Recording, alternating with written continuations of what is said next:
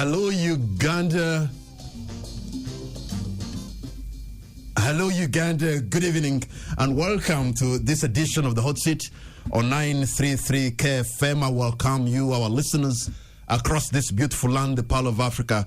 My name is Patrick Amara. I continue to say Happy New Year. And tonight, we'll look into the investment agenda for a transformative economy in Uganda for the year 2025. And our guest is actually Minister of State for Investment, Honorable Evelyn Anite. Happy New Year, and thank you so much for joining us. Happy New Year, Patrick. It's so exciting to see you in the year of the Lord 2025. I'm very excited about it, and good evening, listeners. I'm happy and we're humbled that you had to get time to be able to come and talk to our listeners tonight, because talking investment is something big. If there is investment everywhere, then the economy can change, then Ugandans can have jobs, then maybe there's less stress and there's less depression, because if you are busy, being busy is a blessing. So let us look into the investment agenda for 2025. Before we even go 2025, how did we perform in 2024, Honorable Anite? I'm telling you, it's very exciting what's happening in our country. First of all, last year, our contribution of industrialization and investment to the GDP was by 26%. And I want to tell you that our economy has recovered from the global shocks of COVID-19 and all that, which slowed down our growth.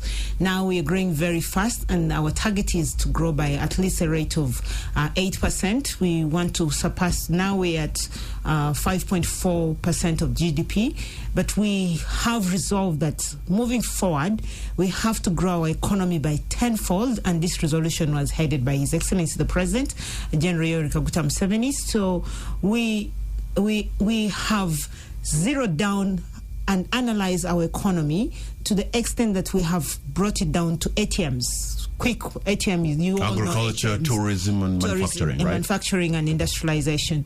And so we want to grow our economy by tenfold, growing it from the $50 billion to $500 billion. And that only will translate into job creation. And we saw unprecedented levels of investment happening last year. Okay, you just talked about 26% of what? I didn't get that figure right.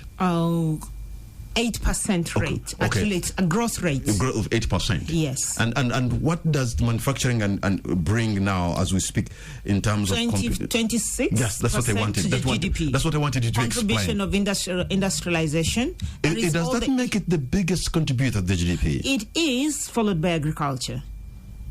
It is actually now the biggest contributor. But the problem is that agriculture employs almost 70% of the population, and then they're bringing little compared to the few who are into the manufacturing sector, right? They are. We just have to make sure that we support agriculture more. That's why we're coming up with the export financing. That's why you hear Ministry of Finance and all of us talking about the Invite program, where we're going to give money for those Ugandans who want to participate in export. So we've not been financing export that much because they go to get credit from the commercial bank. So we are very deliberate about it this time round, that we have to, apart from them accessing money from UDB, but also we have a private initiative which is worth $288 million US. I want to go back to the dream of increasing the development from $50 billion to $500 billion. That's colossal sums of money, almost $500 billion. What is going to drive the economy from 50 to tenfold to 500 billion? Because it looks like overambitious plan. It's not overambitious, it's achievable. So look here, you have to define yourself. If you come up with a goal, you have to plan on how you want to achieve this goal. So that's why we talk about the ATMs, and I will just make it very clear to you if you give me this time. Agro-industrialization, under this program just called agro-industrialization, we propose to undertake the following: to accelerate action in the rise of annual exports. We want to invest like $20 billion so that we can get return on investment.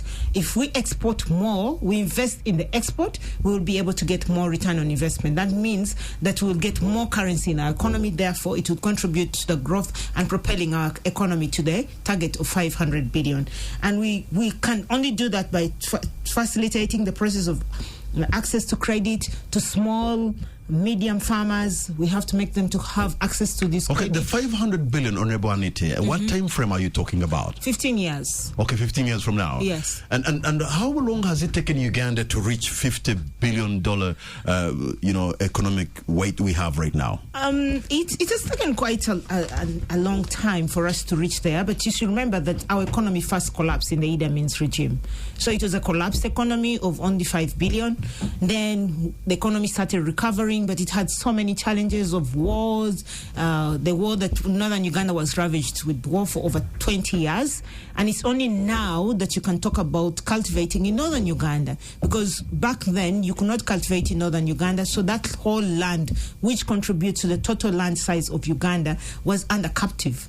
And so you could not brag about agriculture being the backbone of our economy, and yet part of your country, a big chunk of your country with land size, is actually under siege of rebel activities. And so as such, we could not see a lot of contribution and movement of business, trade, and agriculture in that part of northern Uganda. It was all cut out.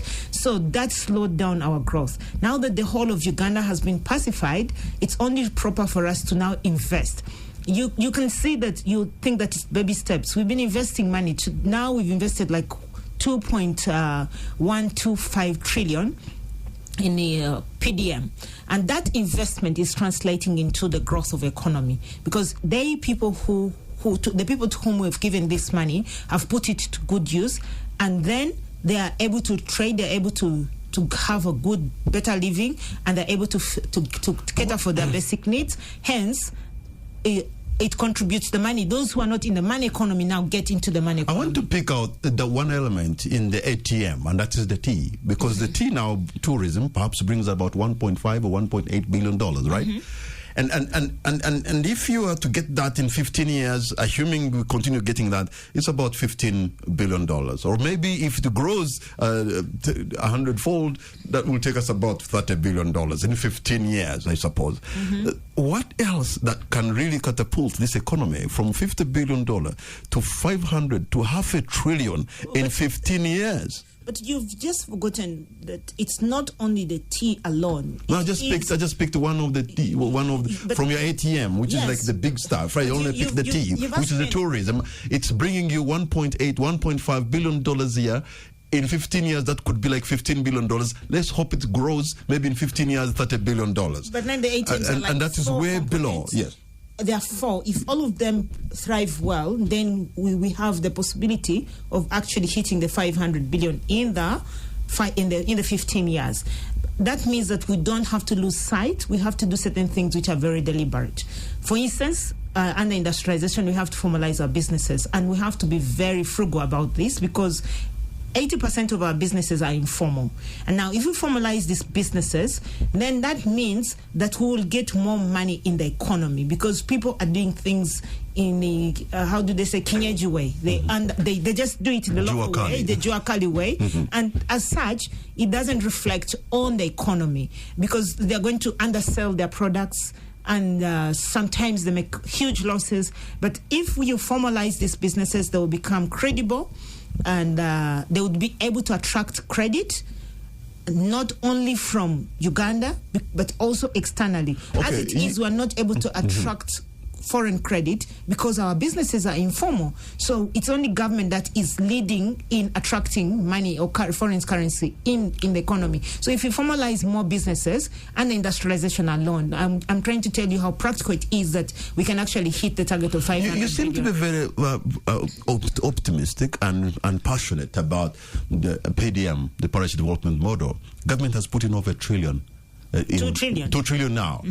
And I can imagine the people who receive this money, if they have into agriculture, they are harvesting, or they have harvested it twice. So if they have gone into maize, or they have gone into, fruits and all this kind of stuff, pineapples and all that, where is the market where they are selling? Because people will burn their fingers and not get back into agriculture on Bonity. No, they will. They will. It's amazing. Let me just give you the simplest example. We've been in the PDM tours, so wealth creation tours with the president in the countryside.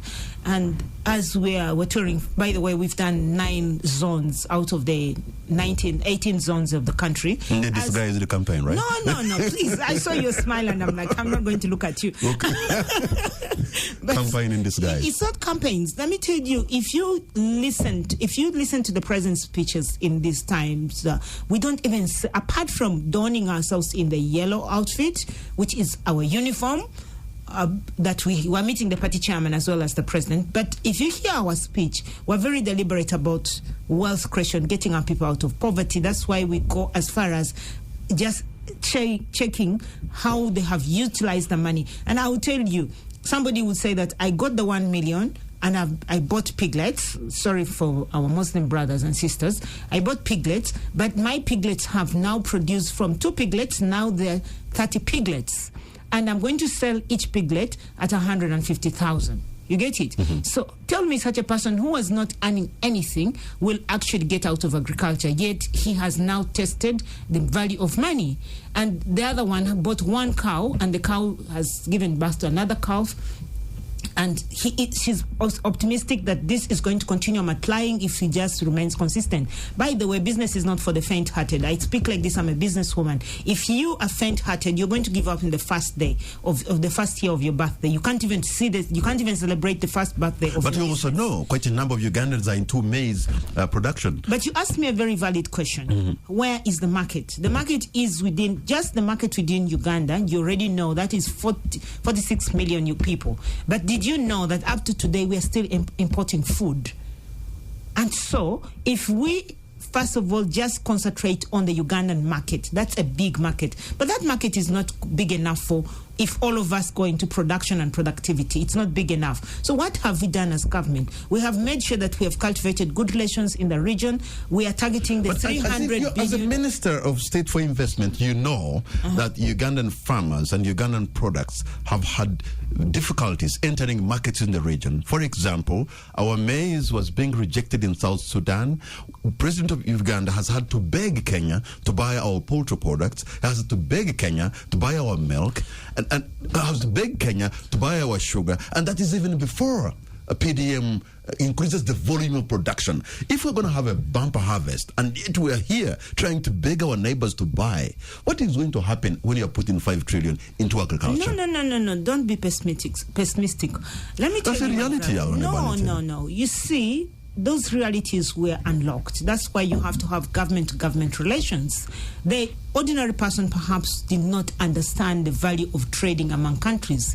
All the countries around here with the market size in the East African community, with the market size of 300 million people, they depend on one another. So that is why if we continue on the integration agenda, and ensure that actually the integration works, there will be no challenge as I do not think the other East African partner states in the East African community are enthusiastic enough like Uganda in the integration agenda, because that's why we have seen President Museveni beg the Kenyans to buy our milk, to buy our sugar, to buy our maize. You see, we're not on the same But yet our market is open to them. The truth is, you're saying points of fact. What you're saying is a point of fact. Not all the countries are enthusiastic as Uganda is, but not all is lost. There are countries that are enthusiastic. They actually want to cooperate because they know the benefit of cooperation and they know the benefit of association.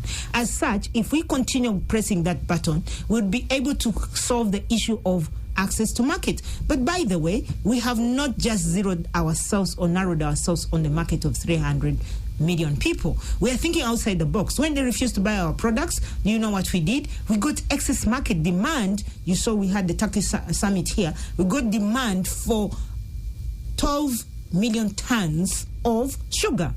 And all the sugar, I talked to all the sugar factories here one by one. I ranked them one by one. And these people said, you know what? We want you to deliver for us this 12 million tons of sugar to Turkey, and we're ready to buy it. All right, Honorable. And you know what happened? Hold on to your point, Honorable. Okay. Because we're going to take a break and the hot seat will be right back. Welcome back to 933 KFM, and this is the hot seat. My name is Patrick Amara. My guest tonight is the Minister of State for Investment, Honorable Evelyn Anite. I know Africa is looking towards the Africa, common market market. I'm forgetting the name, how they called it. East African Common Market. No. The free trade area? African Continental Free Trade Area. African Continental Free Trade Area. But that is big really in words. That is big when you meet in a convention in Kigali or in a convention in Monyonyo. But the practical part of it in terms of the infrastructure for Africa to trade with herself is nearly impossible. There has been a market available for milk in Algeria. But I can imagine taking that milk to Algeria by air, and maybe others also bringing their milk by other means, you will not be able to compete. So how is Africa going to use this market of intra-Africa trade when we really do have no infrastructure? Patrick, we got off at the point when I was explaining to you what happened with the Turkey-Uganda trade of the sugar. So when I moved around, the challenge was now not the sugar. The challenge was now the quality. They wanted a refined sugar. So that's why we want to invest in more value addition. And then to your question of how do you then trade, I want to tell you something. If your product is good, nobody is going to refuse your product. The challenge that we faced even to trade within the region has largely been because of post-harvest handling, especially for when you had Kenyans saying that you have aflatoxin in your maize and all that. So what have we done? We have to calm down. We've had to sit down on the drawing table and say, look here, if our neighbors have rejected our maize because of post-harvest handling, what do we have to do? We started the receipting system. You had me late last year launching the program that UNBS and Ministry of Trade and Ministry of Finance developed, to the warehouse receipting system, and where we started from home, that every company has to register, and then they're taken through how they have to handle their grains. We have to start from home. You've driven through the roads. You're driving on the road and you're seeing on the tarmac, actually people are putting maize to dry on the tarmac. Now, if I am a Kenyan and I've come to Uganda and I have seen how maize is being handled, and that maize is going to end in my market, and I'm in leadership, I can assure you I will clearly go back and say, no. Don't go that side, go another direction. So it's not about the Kenyans rejecting our product. It's about Ugandans and the government of Uganda organizing the farmers and telling them how they have to handle their grains. As far as the market nearby is concerned, I think we are selling some of our products. Probably we're even about to balance our trade with Kenya and of course the DRC. But the problem is, if you want to go beyond Kenya, you want to go to Somalia, you want to go to Central Africa, you want to go to Cameroon, you want to go to Ghana, to Angola. That you'll eventually reach. But before you even look at that, have you maximized and fully utilize the market that is nearby? No, you can't. You know why? Even the 100 plus million in the DRC. I mean, Bunia cannot sell to Lubumbashi. Lubumbashi may not be able to sell to Katanga because Congo alone cannot trade with herself. That is let alone trading with the continent. That is very true. I don't dispute that, but I will tell you that Africa as a continent is a developing economy as a continent. So as we keep on developing the infrastructure, there are countries that are ahead of others. We will eventually reach there. It's just about connecting this dot. But the question you're asking points to African Union as saying that we should have one Africa. And I want to tell you that is the vision of those leaders who sit in the African Union, to say that let's look at the infrastructure. But it comes to the country level. First of all, I will tell you, the first things that every country in Africa has to achieve is peace and stability. Without that, forget about talking about infrastructure development. So you have invested quite some money in Uganda Development Bank. Let us know how much the Uganda business people have been able to use this money. Is it about $1 trillion in the UDB? Who is accessing this money? What is the criteria? Because it looks like if somebody is accessing, it's the people at a higher level. No, we have invested 1.4 trillion in UDB. And the bulk of the beneficiaries of this money are actually Ugandans.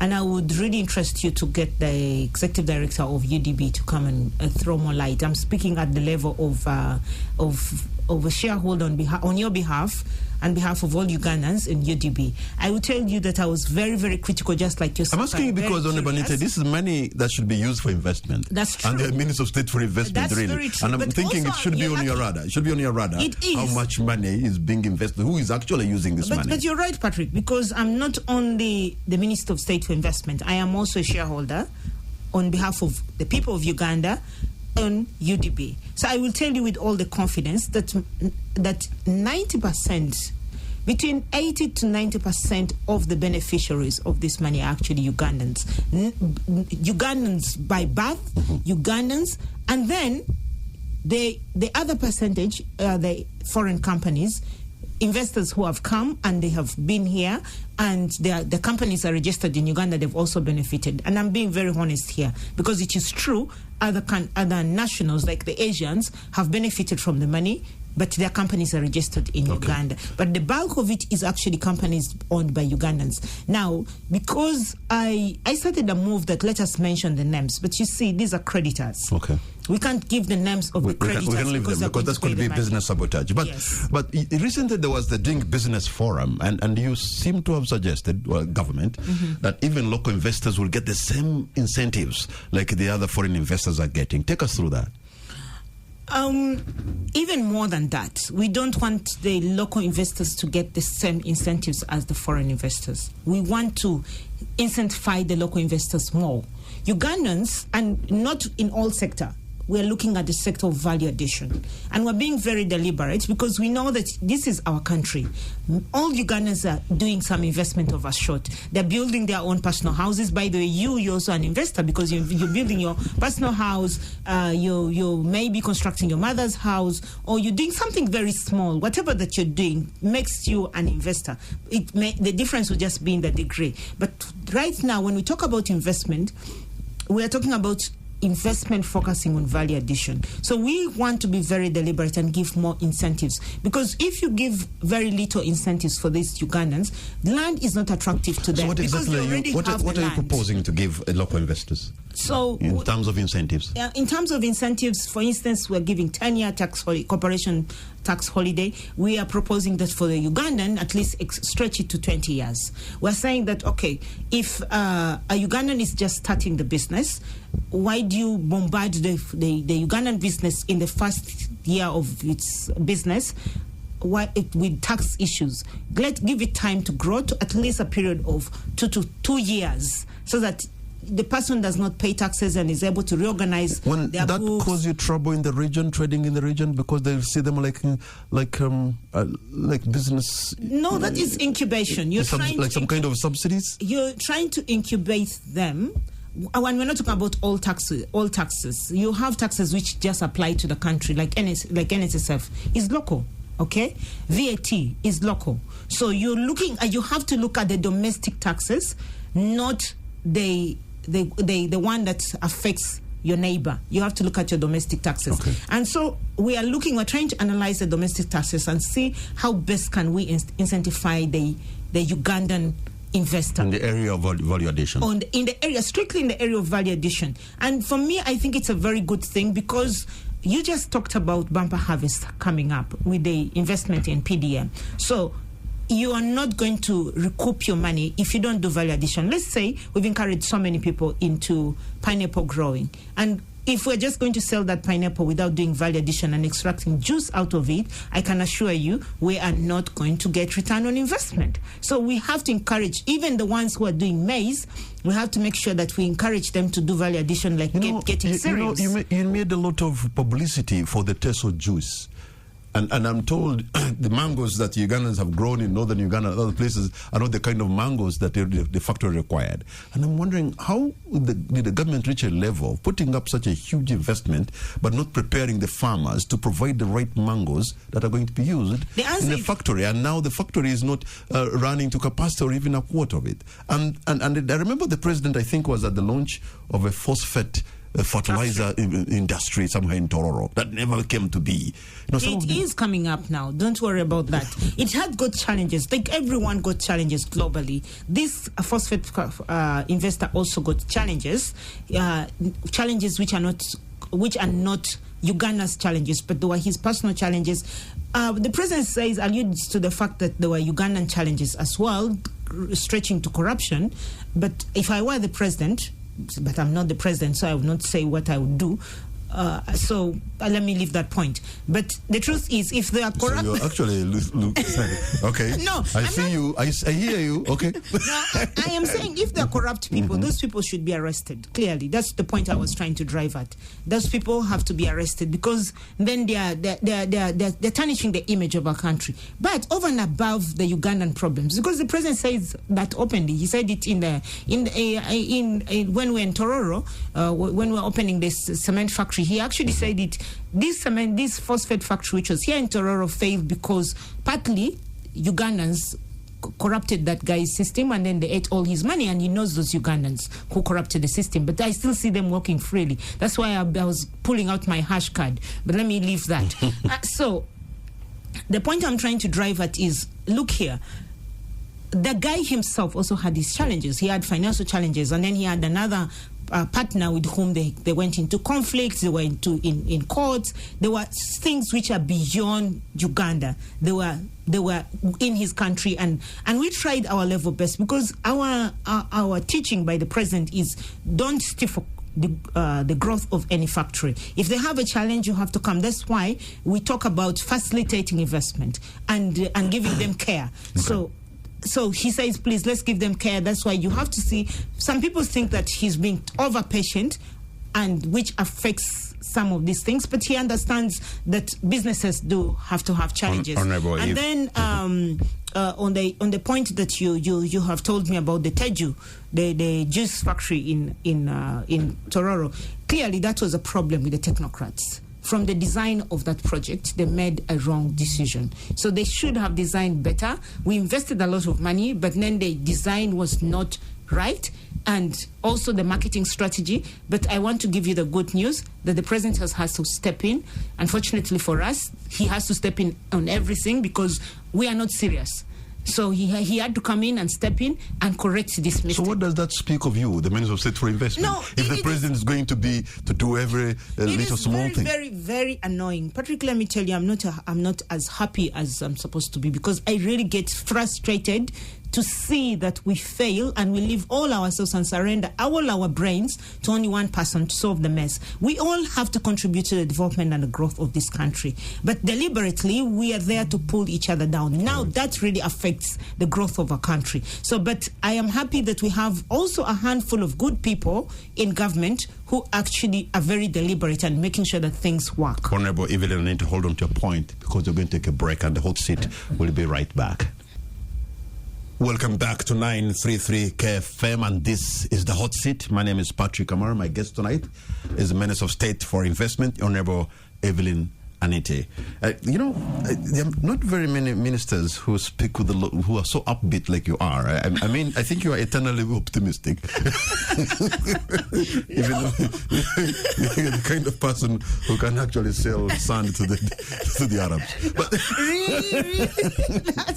My kids will say that's so mean. I'm sorry. But the thing is, I have seen, we are an agriculture country. And there have been all these, declarations that Uganda has ratified.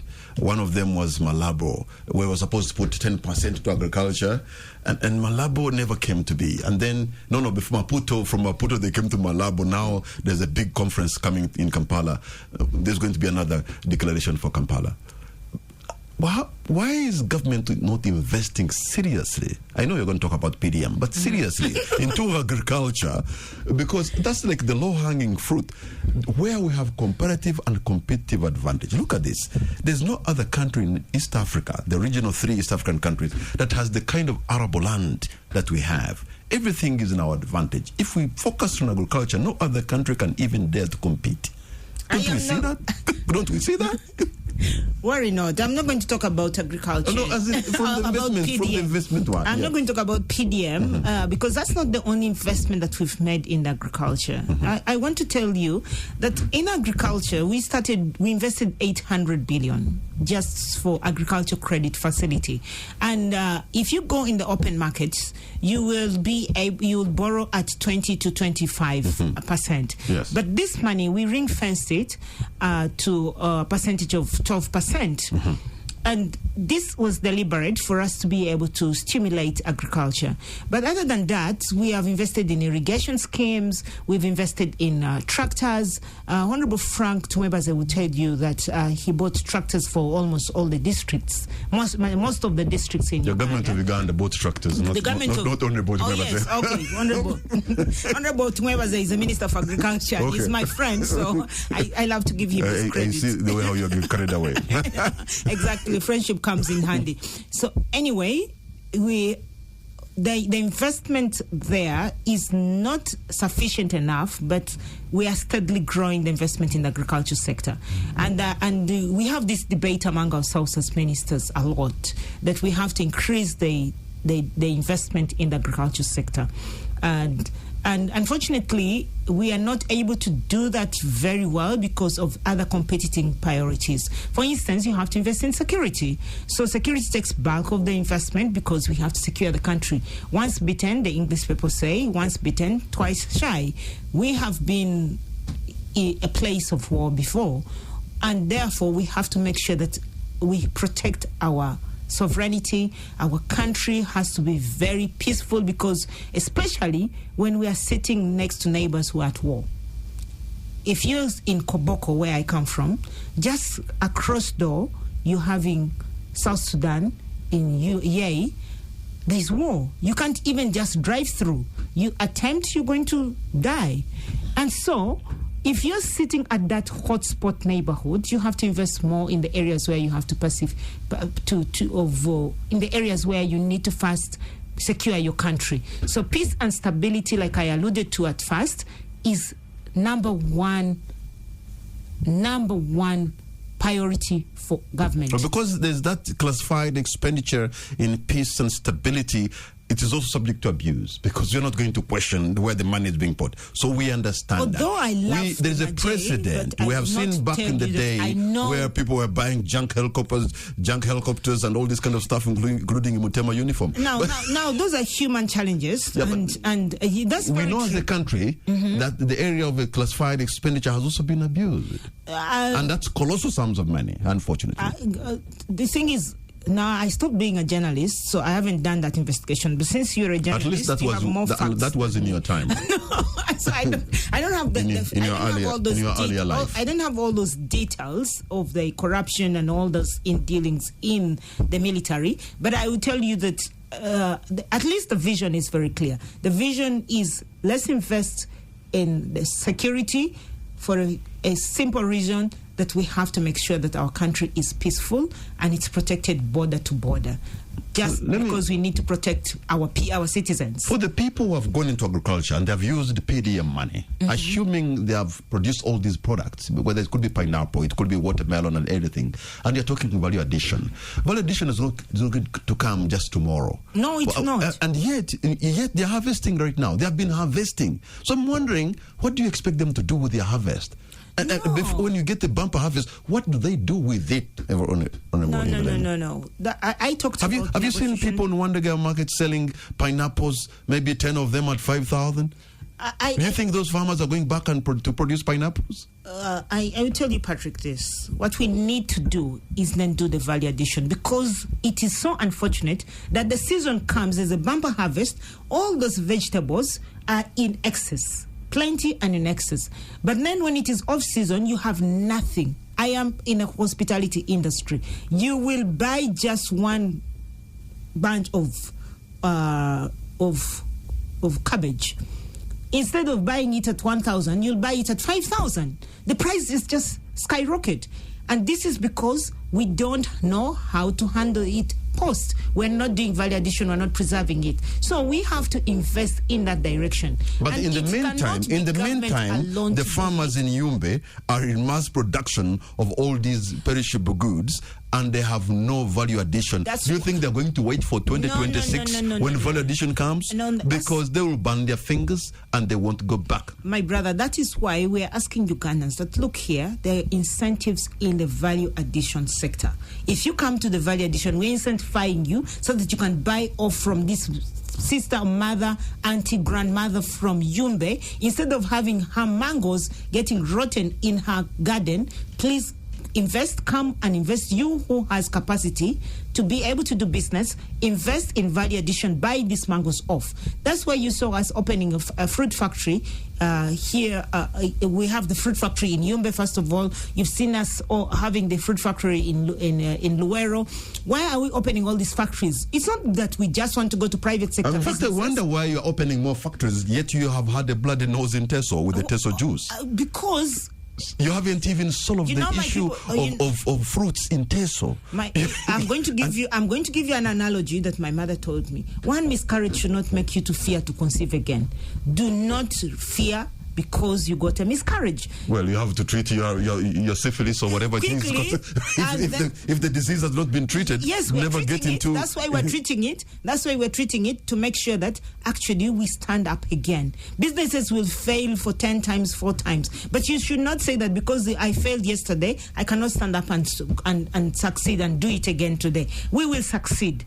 And I want to tell you that all is not failed. We're actually succeeding in a number of areas. We just have to incentivize them more. When you hear me talking about incentivizing Ugandans more to come, those Ugandans who come into value addition, the reason is very simple. It is because I have seen we've encouraged many Ugandans into production and productivity, and we have given them money for agricultural inputs. But then we know that we're going to have a backlash of bumper harvest. So we must encourage many more Ugandans on the other end of the aisle to do value addition. And I want to tell you that I'll give you all the incentives you need on earth if you come to value addition. Honorable Evelyn Anite, we're going to take a break. When we come back, let's look into the oils and gas sector. We'll be right back.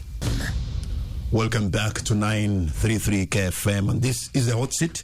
My name is Patrick Amar. My guest tonight is the Minister of State for Investment, Honorable Evelyn Anite. Before we even look into the gas and oil sector, we've always heard about Uganda to be able to balance the trade with the neighboring countries, especially Kenya. How true are these numbers? Because when I look around our city, I actually see a lot of Kenyan corporate companies, by the way, even right here where we are. And even go to the banking, it's Kenyan. You go into insurance, it's Kenyan. You go to the media, it's Kenyan. You go to all the things. Have we really been able to balance our trade with Kenya? Our numbers have greatly improved, I must say. The exports that Uganda exports now to Kenya has grown. We're not at par. We're at negative 186. That's the trade balance. But okay. Uganda has exported 696.1 to US dollars. 691. That's almost more than $500 million. Yes, and Kenya has brought in 882.1. And if you see between Uganda and DRC, we're doing very, very well. We have exported 756.6, and DRC, our imports from DRC is like 36.7%. So wait a minute, we have imported more in Kenya than we have exported to Kenya? Yes. Okay. By 186 only. And we balance this trade-off between the trade between Uganda and DRC. Okay. So the DRC trade that we have exported to DRC, goods worth 756.6. And Rwanda, Uganda, we have exported more to Rwanda, 309.6. And imports from Rwanda to Uganda is like 12%. So we're still doing better in the region in that sense. So our biggest market right now is the Democratic Republic of Congo, but we also know that's a volatile market, right? That's very true. Our biggest market is DRC. The second biggest market is South Sudan, and then the third would be Tanzania. But no, Kenya actually. And Tanzania, it's amazing figures. We imported more from Tanzania, but this is because we don't have coal, and most of our factories, maybe it's a tile factory, they'll need to use coal, and they have to import it from Congo. Yes, but are you also aware that Tanzania is actually chasing Uganda from the Democratic Republic of Congo, because the competition that Tanzania is giving Uganda in Congo, moving forward, we may not be able to have Congo. How are they chasing us? Nobody has tied Ugandans' hands. It's just that we have to be more aggressive.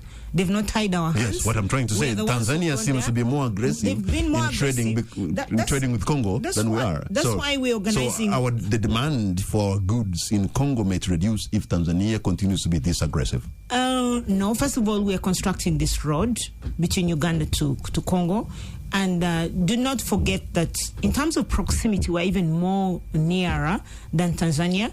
And then over and above... No, Tanzania also shares the border with the DRC. Yes, but we have different border points, approach points. You can approach it from Kabale, you can approach it from Arua side. You have different access points. And we have built roads towards that. You can access it from Nairobi, the Mahagi border.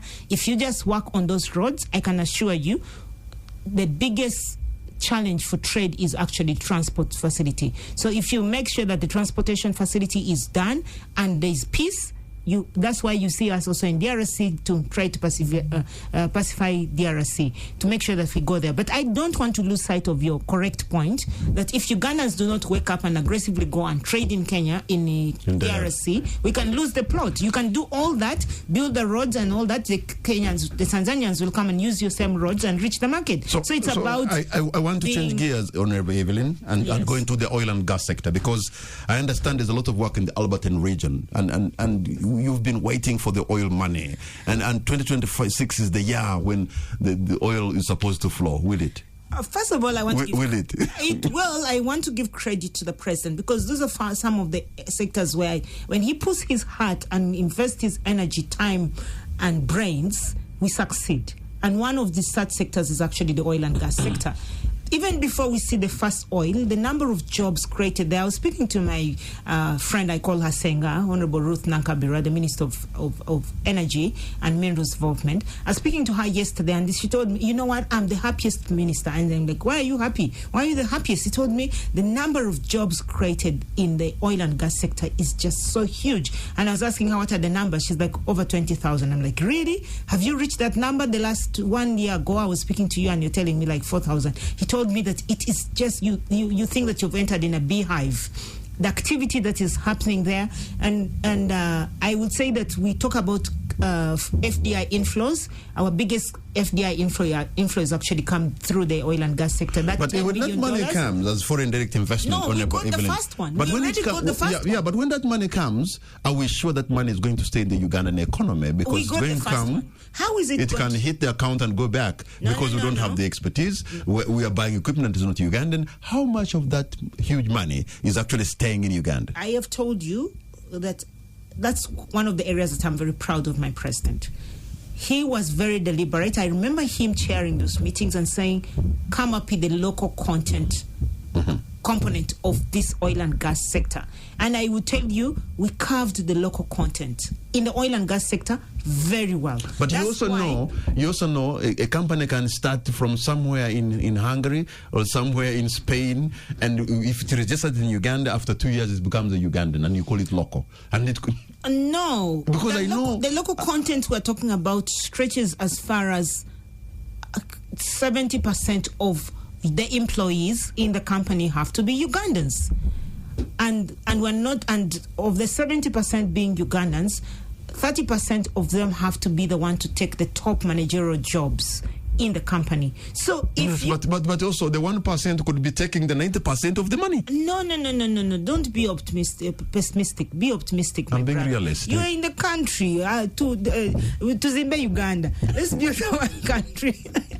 And I like the fact that it's the hot seat, and you have to shoot me these tough questions for the benefit of the Ugandans out there. And that's why I'm happy to answer you. I will tell you that the oil and gas sector, the laws and the policies and the guidelines put in place were watertight. We spent a lot of time. That's why we're not doing rush with this program. It took us time. The president, I remember vividly him going close by close and spending all his time and energy to make sure that Uganda benefits. And he even said, you know what, if Uganda is not going to benefit from the oil, I would rather it stays underground. Okay, let me try to, my producer saying he wants to open the line so that the Ugandans you're talking to, we can also have time for them to have their say. I'm opening the line right now so that you can be able to have an opportunity to speak. The Honorable Evelyn Anite, Minister of State for Investment. I already have a caller online. Hello. Oh, Kamara, how are you? I'm okay, thank you. Go right ahead, sir. What's your name? This is Mogisa Brand. Oh, I'm sorry. I seem to have... just hold the line once more. Okay, can you hear me? I can hear you. Oh, go right ahead. Mogisa Brand. I'm calling from Katoke, Mwende here. Katoke. Have you ever been to Katoke? Well, go right ahead with the question. Oh, okay. Evelyn Anite said that government is trying so much for value addition, but I suggest government they put some industries or like KGGs and TESO. So every region they should focus which type of crops they are growing, then they see how they can help Ugandans on putting value on their products. Okay, thank you very much. You are bringing the example of Teso juice. Let me take another caller online. Hello. Yes, Mr. Patrick. Thanks for the show. You're welcome. What's your name, sir? This is Kode. All right, go right ahead, Mr. Kode. And because we are out of time, okay, I'll just go quick with one question to the minister. Okay. This unit of state house, the anti-investment, which is headed by the Kano Idris Nakarema, which gives investors, protect investors from corruption and everything. Mm-hmm. How does it? How are you coordinating? Because last time you came on the show, you had an issue with one of the people in your sector who had maneuvered something of a better Uganda Investment Authority. Mm-hmm. Yes, who had gone with someone and you were seeking for accountability. Did you report this person to the state to Kanedis Nakarema, or you handled it as the minister? All right. Thank you very much. I'm going to take only 2 callers because of time. I would have loved to take many callers. I can't. So let me let the Honorable respond and also make a concluding remark. Okay. First of all, I love the comment of the first caller that why don't we have the likes of Teji Juice in all the regions?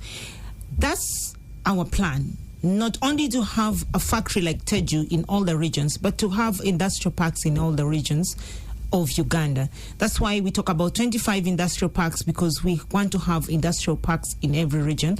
And the strategy now is to work with the local governments to make sure that the local governments do attract FDI and also encourage their fellow nationals of their sub-region to invest in those industrial parks. And our job as a country, as a central government, is to incentivize those investors and also provide infrastructure in those industrial parks.